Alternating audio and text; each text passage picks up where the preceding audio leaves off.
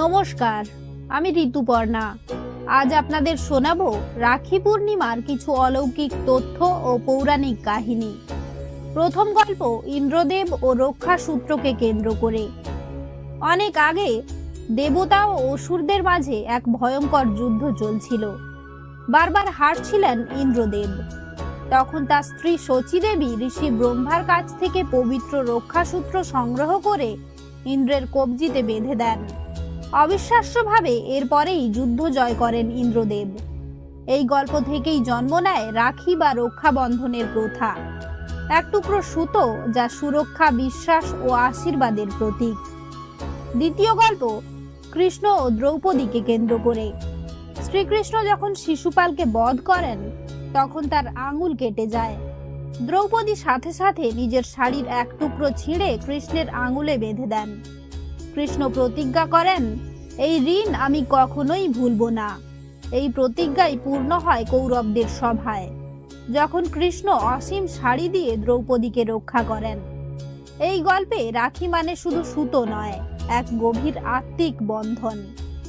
তৃতীয় গল্প লক্ষ্মী দেবী এবং অসুর রাজাকে কেন্দ্র করে। অনেককাল আগে যখন দেবতারা ও দানবেরা একই পৃথিবীতে ছিল, তখন একজন মহান ও দয়ালু রাজা ছিলেন। তার নাম মহাবলী। তিনি ছিলেন অসুর, কিন্তু ছিলেন অত্যন্ত ধর্মপরায়ণ ও দানশীল। তার দান শক্তির খ্যাতি চারিদিকে ছড়িয়ে পড়ে। এই বলির ভক্তি ও প্রতাপ দেখে স্বয়ং ভগবান বিষ্ণু বামন রূপে জন্ম নেন। একদিন সেই বামন বলির যজ্ঞস্থলে গিয়ে বলেন, হে রাজা, আপনি দান করতে অভ্যস্ত আমি জানি, তাই আমাকেও 3 পা জমি দান করুন। রাজা হাসি মুখে সম্মতি দেন। তারপরেই ঘটে অবাক করা ঘটনা। বামন রূপী বিষ্ণু হঠাৎ বিশাল রূপ ধারণ করেন। 1 পা দিয়ে আকাশ, 1 পা দিয়ে মাটি ঢেকে ফেলেন। তৃতীয় পা রাখার জন্য আর কিছুই রইল না। তখন বলি মাথা নিচু করে বলেন, প্রভু, আমার মাথার উপর আপনার তৃতীয় পদ রাখুন। সেই মুহূর্তেই বিষ্ণু তাকে আশীর্বাদ করেন, তুমি পাতাল লোকের অধিপতি হবে এবং চিরকাল আমার কৃপায় থাকবে। ভগবান বিষ্ণু তার প্রিয় ভক্ত বলির কাছে প্রতিশ্রুতি রেখে পাতাল লোকেই অবস্থান করতে থাকেন। কিন্তু স্বর্গলোকে লক্ষ্মী দেবী ছিলেন একাকী ও চিন্তিত। স্বামীকে ছাড়া স্বর্গ যেন শূন্য মনে হচ্ছিল। তখন লক্ষ্মী দেবী এক বুদ্ধির আশ্রয় নেন। তিনি একজন ব্রাহ্মণীর বেশে পাতাল লোকে যান। রাজা বলির দরবারে গিয়ে বলেন, হে মহারাজ, আজ শ্রাবণ পূর্ণিমা, আমি আপনাকে ভাই হিসেবে মানতে চাই। এই রাখি আমাকে আপনার কবজিতে বাঁধতে দিন। বলি খুশি হয়ে কবজিতে রাখি বাঁধেন। তারপর বলেন, বোন, আজ থেকে তুমি আমার বোন। তুমি কি উপহার চাও? লক্ষ্মী দেবী মুচকি হেসে বলেন, আপনার অতিথি হয়ে আমার স্বামী এখানে রয়েছেন, আমি শুধু তাকে ফেরত চাই।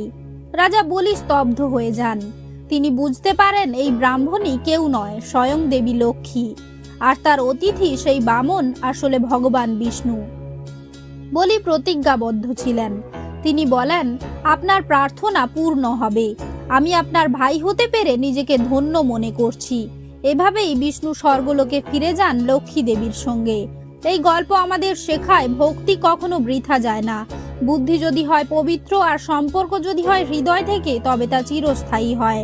রাখি শুধু একটি সুতো নয়, এটি ভরসার, মমতার এবং প্রতিশ্রুতির এক অদৃশ্য বন্ধন। আজও এই কাহিনীর স্মরণে আমরা রাখি পূর্ণিমায় ভাইয়ের হাতে রাখি বাঁধি, একে অপরের রক্ষা ও ভালোবাসার প্রতীক হিসেবে। আপনার ভাই বা আপনার প্রিয় কেউ যদি হৃদয় থেকে আপনাকে গ্রহণ করে, তবে সে সম্পর্ক রক্তের থেকেও দৃঢ় হয়। এই হলো দেবী লক্ষ্মী ও বলির রাখির গল্প, এক অনন্য ভালোবাসার বন্ধন।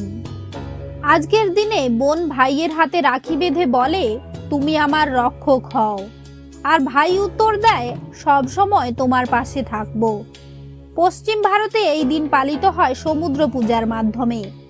দক্ষিণ ভারতে এটি উপাকর্ম বা ঋষি পূর্ণিমা নামে পরিচিত। রাখি শুধু এক টুকরো সুতো নয়, এটি বিশ্বাস, আশীর্বাদ, আত্মিক বন্ধন আর প্রতিশ্রুতির রঙে গাঁথা এক অদৃশ্য সম্পর্ক।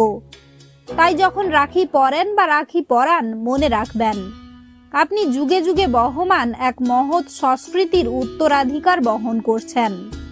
আমি ঋতুপর্ণা। আপনাদের সবাইকে জানাই শুভ রাখি পূর্ণিমার অনেক অনেক শুভেচ্ছা, অভিনন্দন ও ভালোবাসা। ধন্যবাদ।